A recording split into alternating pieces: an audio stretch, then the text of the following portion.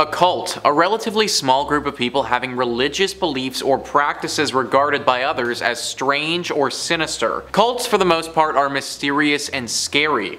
Here are the top 5 people who escaped from them. Number 5 on this list is Sarah Edmondson. Sarah Edmondson is a Canadian actress who's known for her roles on The Vow, Geronimo Stilton, and At Home in Mitford.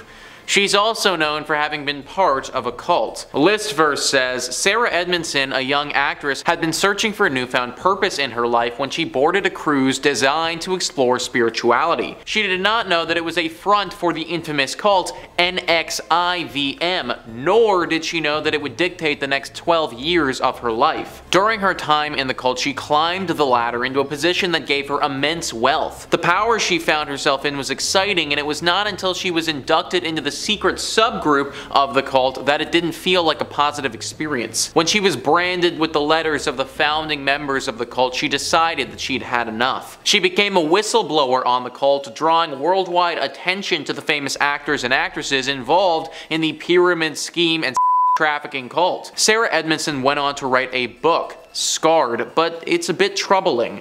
She lured many young women into the cult, but her book seems strangely void of guilt or remorse. Instead, her writing is self-indulgent and gossip-filled. Though she was certainly abused within the cult, she was not blameless for her own wrongdoings. Interesting. If what Listverse says is true, then Sarah might not have been completely from blame for some of the stuff that happened in this cult. I looked into some of what the cult did, and it was not good, guys.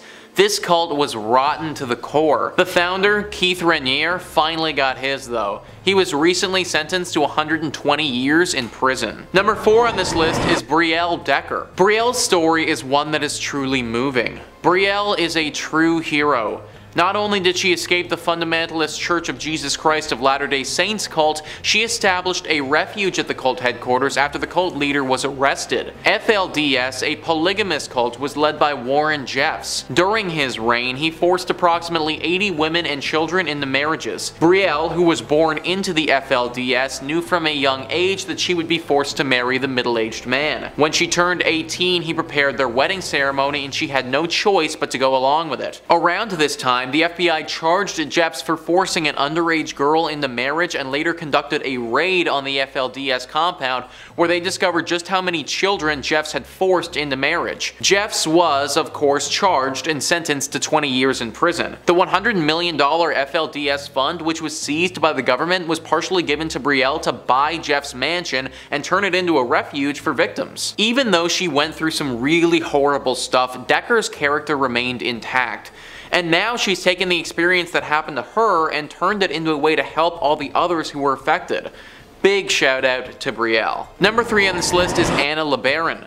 A lot of people get poached at a young age to join cults.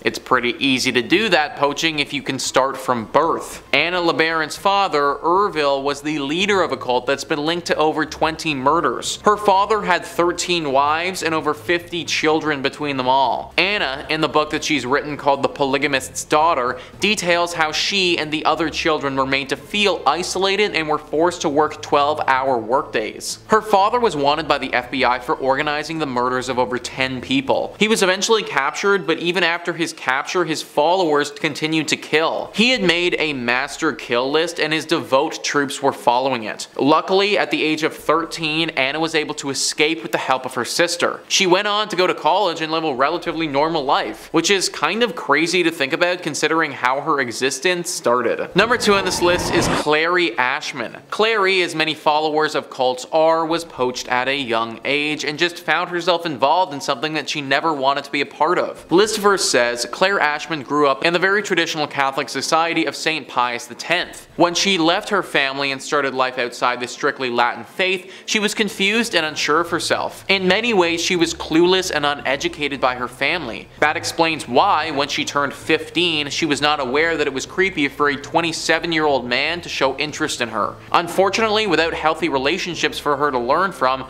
Claire accepted a marriage proposal from the man. Shortly after their marriage, her husband discovered the order Order of St. Charbel, and Claire found herself smack in the middle of a doomsday cult. Claire was even more confused when she was selected as a princess of the church and was destined to marry the cult leader. For 6 years, she grappled with the controlling hand of the church and her husband, until one day she got her hands on a book called The Beautiful Side of Evil, which first unveiled the term cult to Claire. She understood at once that she was in a cult and began learning about how to open a bank account, how to sign a lease on an apartment, and how to be free. After learning more about how to survive outside the cult, Claire escaped.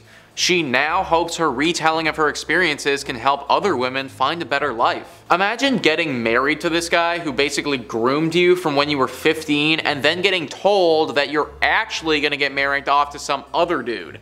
Meanwhile, you have no idea what a bank account is or like actual real life is. It's so good that she found that book and was able to realize that this isn't how life is supposed to go.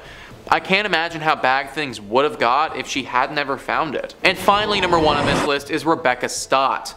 Rebecca is once again another story of someone being born into this and just thinking that this is what life is like until finally being told otherwise. The list first says, author of In the Days of Rain, A Daughter, a Father, a Cult, Rebecca opens up about her upbringing. She and her families were members of a religious cult, the Exclusive Brethren. In an interview with NPR, Rebecca stated that rules were enforced with intense interrogations about your sins and that punishments would often include isolation that could go on for weeks. Rebecca details the anger she was forced to bottle up and how silent she was forced to be around men. When the cult leader, Jim Taylor Jr., was found sleeping with a young married member, the entire cult ruptured. 8,000 members left the cult, including Rebecca's family. But that did not mean her hardships were over. Rebecca described the overwhelmingness of the outside world with a sense of vertigo. All the rules of her old life spun around as she took more and more steps away from their binds. It took a very long time for Rebecca to grow less shell-shocked by the world, and to this day she cannot bring herself to open a Bible, which makes a lot of sense. By the time Rebecca was just 6, she had undergone at least 3,000 hours of forced Bible study. Being born into something like that must be so hard.